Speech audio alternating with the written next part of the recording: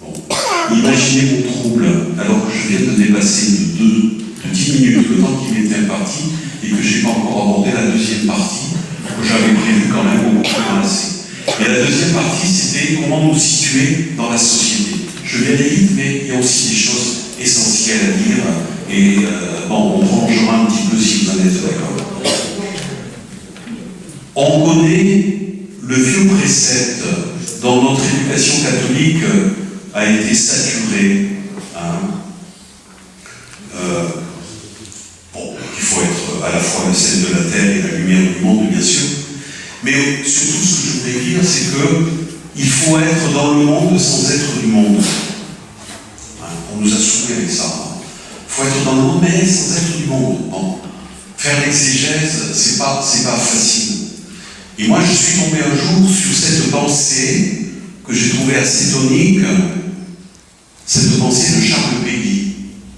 Et Charles Péguy dit ceci: parce qu'ils n'ont pas le courage d'être du monde, ils croient qu'ils sont de Dieu. Parce qu'ils n'ont pas le courage d'être du monde, ils croient qu'ils sont de Dieu. Je ne dis pas qu'il a raison, mais je dis qu'au moins, ça nous oblige à réfléchir un petit peu. La crise profonde que traverse l'Église catholique, et depuis longtemps, a eu un double effet, je l'ai dit tout à l'heure, d'exculturation du catholicisme, qui aujourd'hui ne fait plus le lien dans la société. Ce n'est pas les valeurs catholiques ou alors sécularisées qui font le lien dans la société. Et la décrédibilisation de l'institution, notamment avec tout ce qu'on a vécu. Lorsque le pape, souvenez-vous, c'était le pape Paul VI qui avait parlé de l'Église experte en humanité. Je ne connais pas beaucoup de clercs aujourd'hui qui osent ressortir la formule experte en humanité. Ça fait un peu mal de s'entendre, experte en humanité. Et pourtant, Thomas Sanic, auquel je faisais référence tout à l'heure,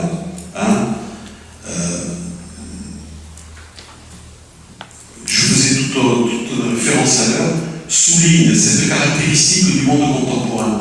J'ai vu ça dans un de ses articles. Il dit, à l'heure actuelle,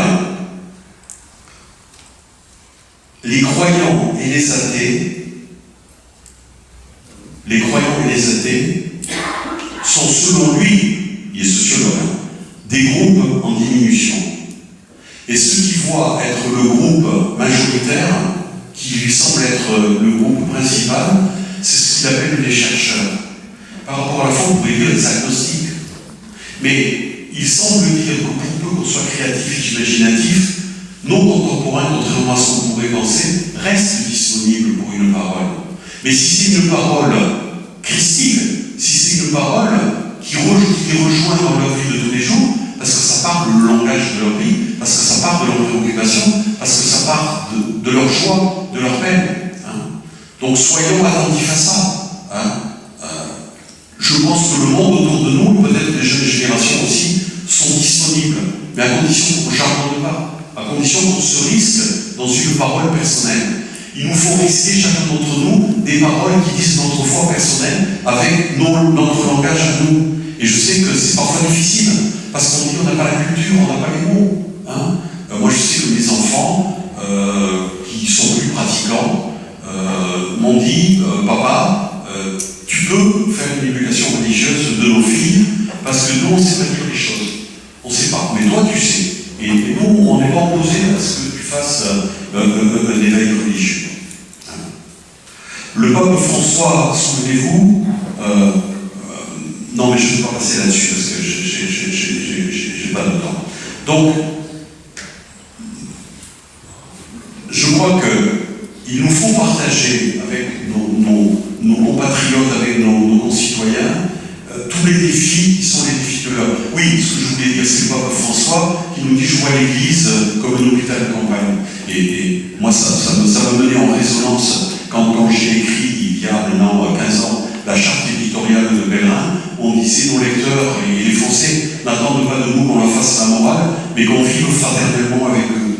Et ils attendent de nous des paroles. Je crois qu'on attend des chrétiens des paroles autour du réchauffement climatique, mais qui se souvient qu'il y a cette encyclique du pape François, pas les médias, qu'on attend de nous des paroles par rapport au couple homosexuel, qu'on attend de nous des paroles par rapport à ces enfants qui naissent, pas pour condamner, mais pour accompagner, qu'on attend de nous des paroles maintenant qu'on rentre dans le débat sur la fin de vie. Je crois que la société, contrairement à ce qu'on peut penser, est beaucoup plus en attente que ce qu'on peut imaginer.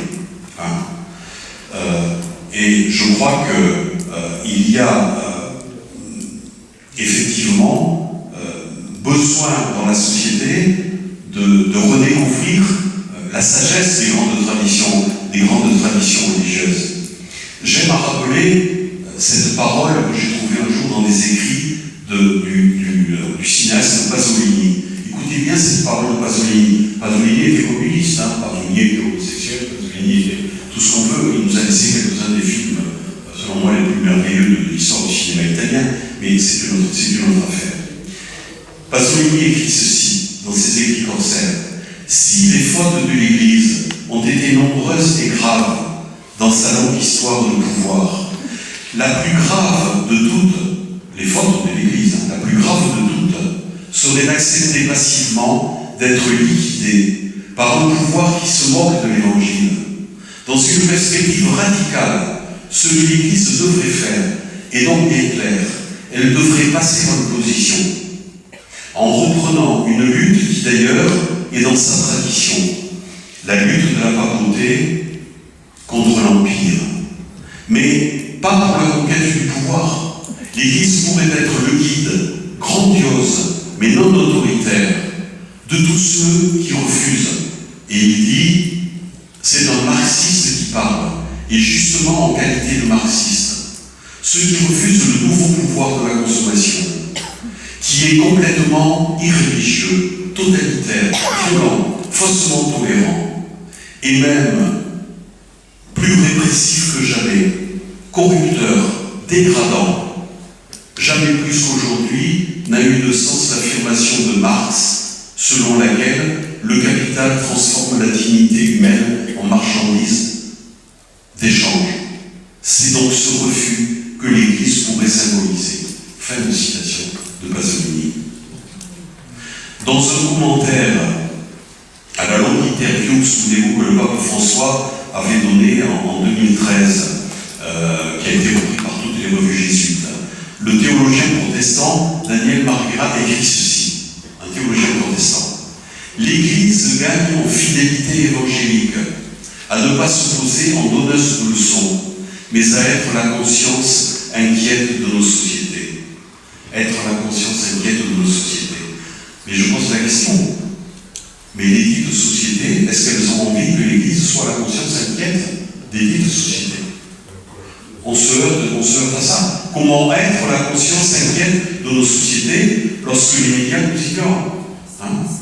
Voilà. Combien de laïcs catholiques, et dont je suis, engagés dans un dialogue exigeant précisément avec la société, pour dialoguer avec elle, plutôt que de l'ostraciser, se sont heurtés un jour à des réactions négatives de gens qui disent de toute façon, on t'écoute plus parce que ce que tu nous dis, c'est ce que dit l'Église. Je dis, mais attendez, moi je ne le dis pas parce que c'est l'Église qui le dit, je le dis parce que c'est ma conviction profonde. Et j'argumente avec des arguments qui ne sont pas des arguments de type religieux et spirituel, mais qui sont des arguments que tout citoyen peut partager.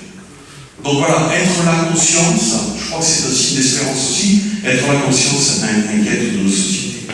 Voilà, je suis désolé, je suis conscient d'avoir abusé de votre temps et de votre bienveillance, d'avoir sollicité votre attention peut-être au-delà du raisonnable, mais j'avais envie de partager tout ça avec vous parce que c'est ça qui me fait vivre moi aussi.